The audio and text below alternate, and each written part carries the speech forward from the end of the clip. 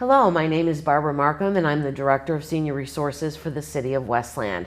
With me today is Dr. Wakeem, who is a dentist, and we have done a lot of shows, but dentistry has not been something that we've frequently addressed. So welcome, Dr. Wakeem. Thank you, Barbara. Thanks for having me. Oh, it's our pleasure. Tell us a little bit about you and how you got to where you are today.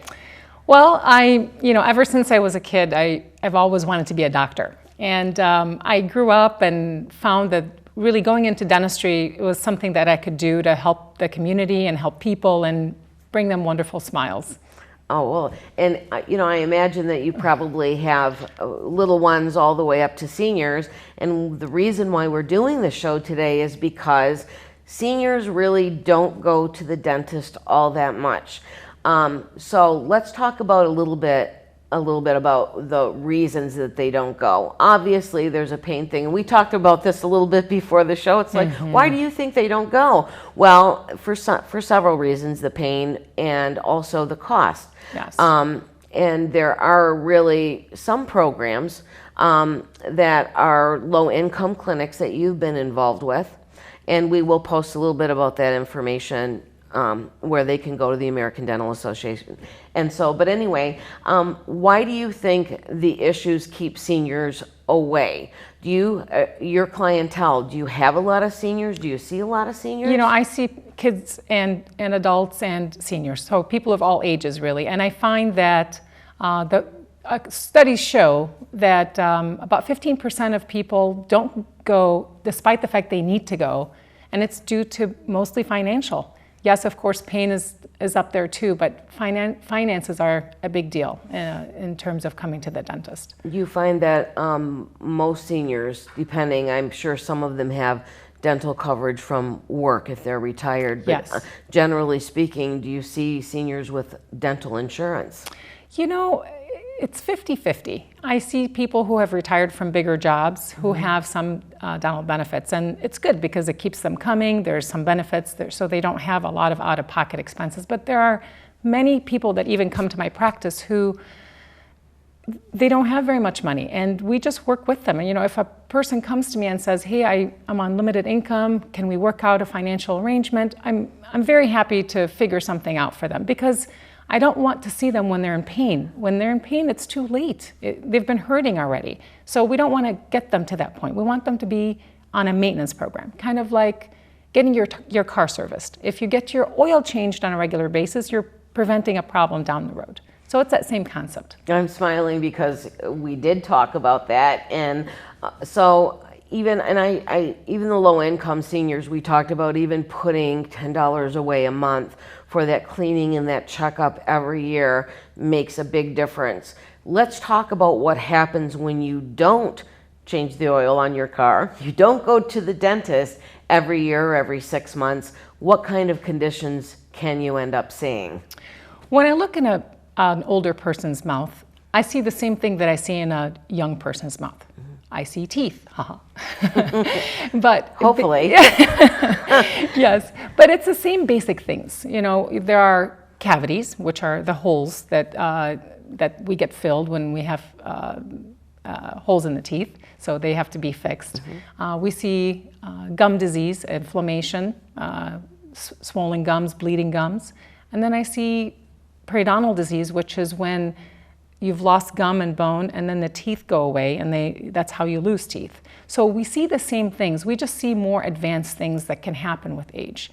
So for example, a lot of seniors are on medication. Medication causes a lot of bad side effects. It can cause a dry mouth, and dry mouth can lead to cavities.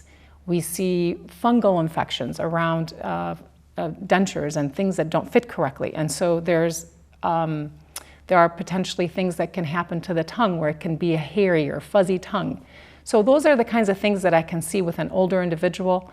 I don't see it very much in younger people, but it comes from medication, it comes from wear and tear, it comes from alcohol, it comes from tobacco. Those are the kinds of things that can wear down the teeth and causes breakdown in the mouth.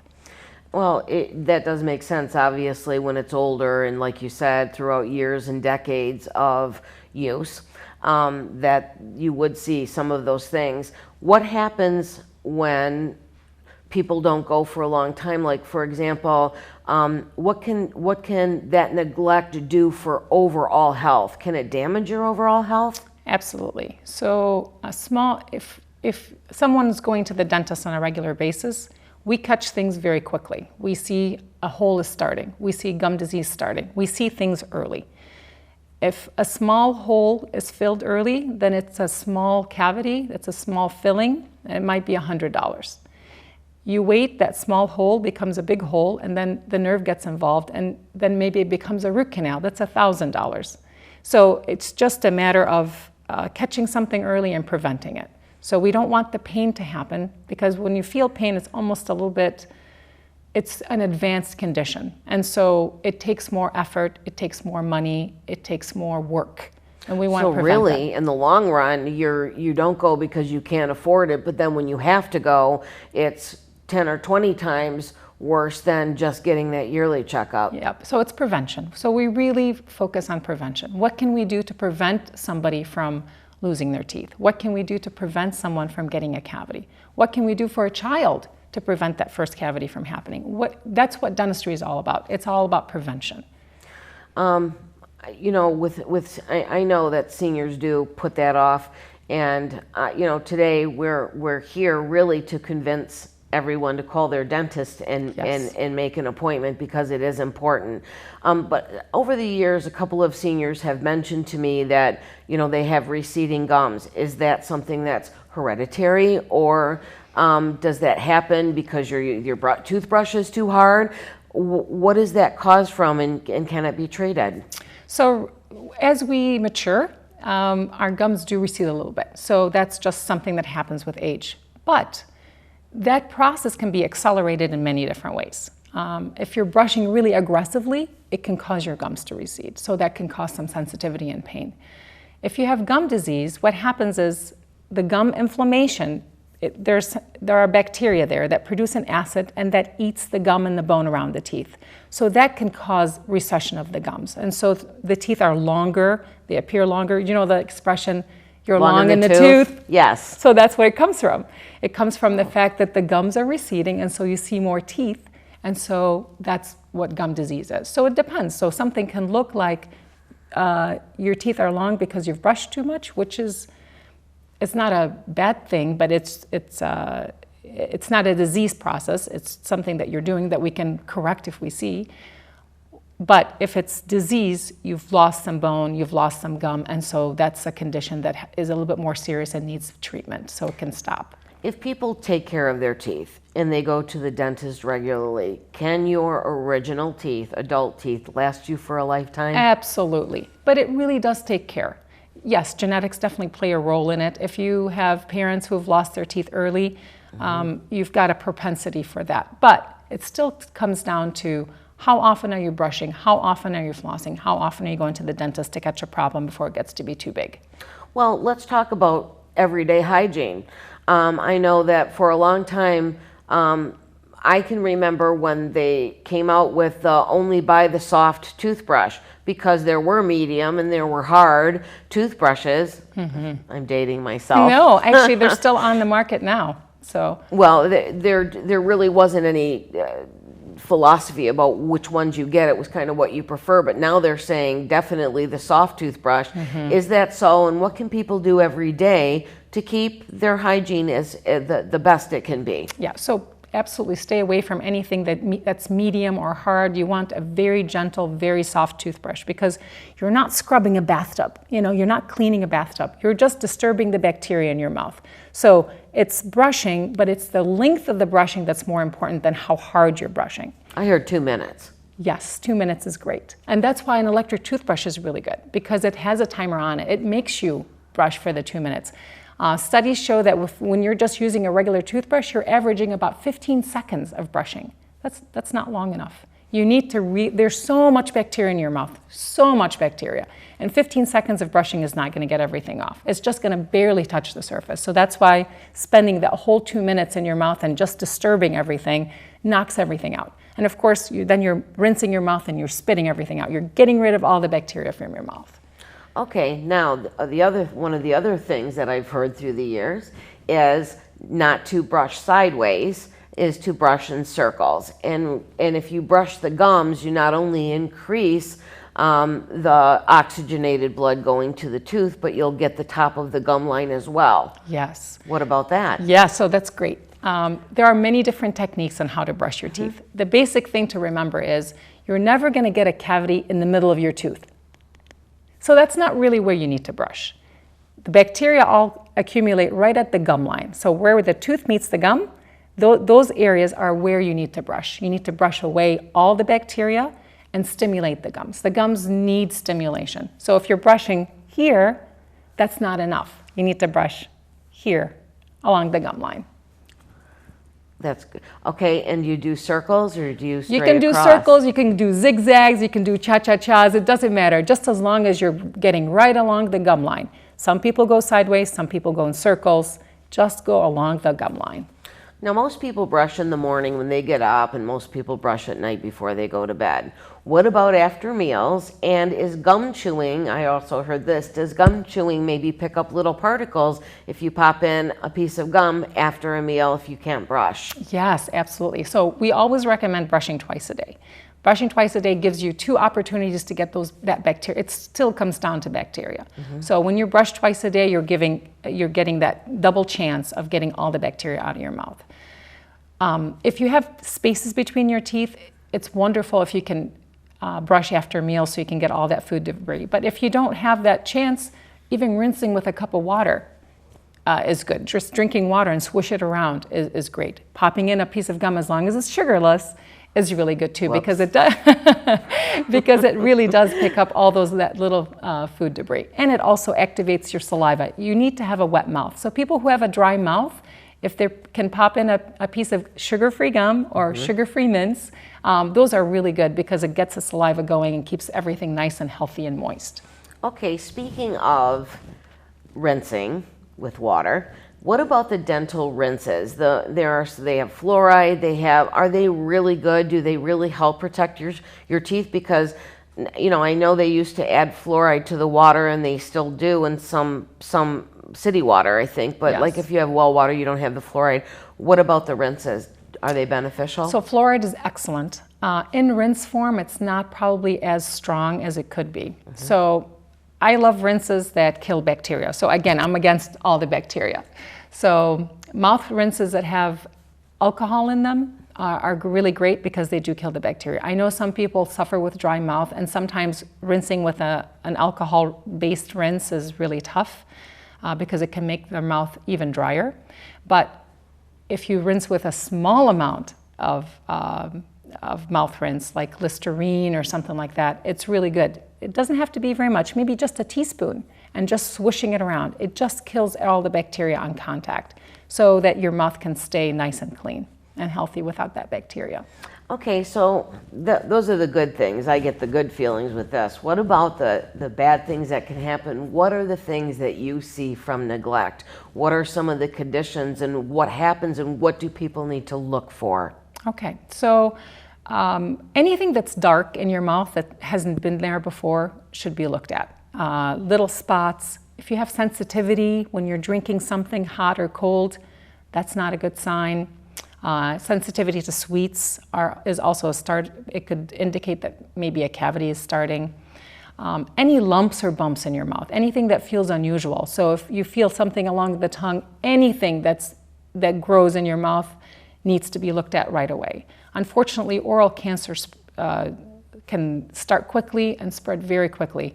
And it comprises about 5% of all cancers, and it spreads very quickly, and it can be very deadly. So anything that you can feel that's unusual in your mouth, you need to get it looked at as soon as possible. And that is one benefit of going to the dentist, because they do check underneath the tongue in different places, and they can see better than you can under that bright light, all of the things going on there. So that's another benefit of going is having that screening done to make sure that everything's good in there. Yeah, sometimes when you go to the physician and get a general checkup, they do look in the mouth, but they really don't look at the teeth. They look kind of down your throat and into past the tongue and down the throat. They don't really look, unless it's something that's very, very obvious, they don't really see what's happening with your teeth. And that's why going to the dentist is important. We do that head and neck cancer screening that's so important and it saves lives.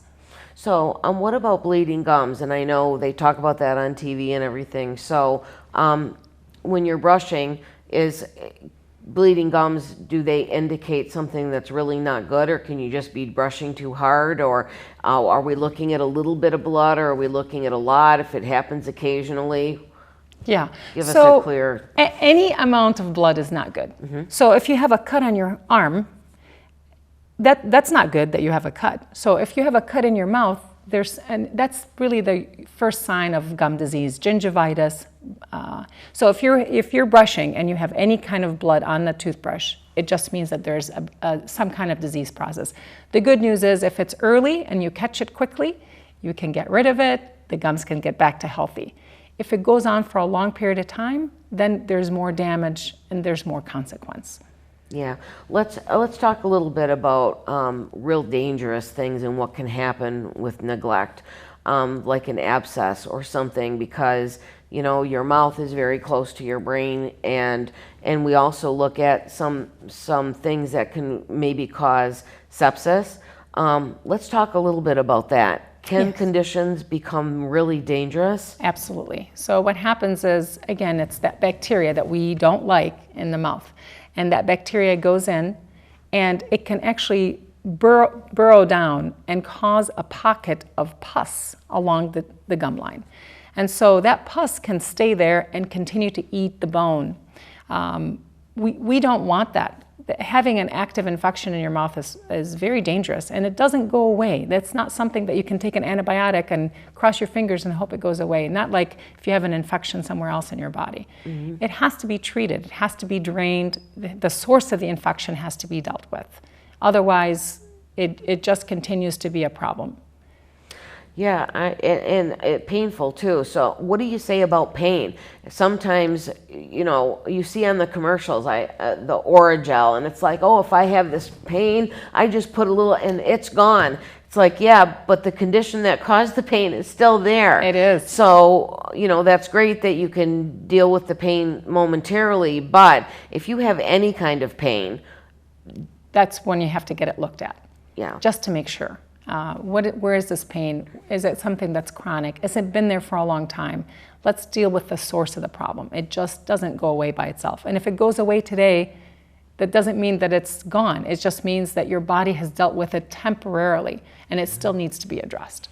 Well, let's talk a little bit about mercury fillings. Okay. Because some folks, seniors, they used to put in the silver fillings. Yeah. And now there's a little bit of talk about maybe that they're not so good. Let's talk about the mercury fillings and what the issues might be, and is there a need to go and have those replaced with the white filling? So mercury fillings used to be used, I think they started back in the Civil War. It was just one of those fillings that was quick and cheap, and it was a way to fix people's teeth very quickly.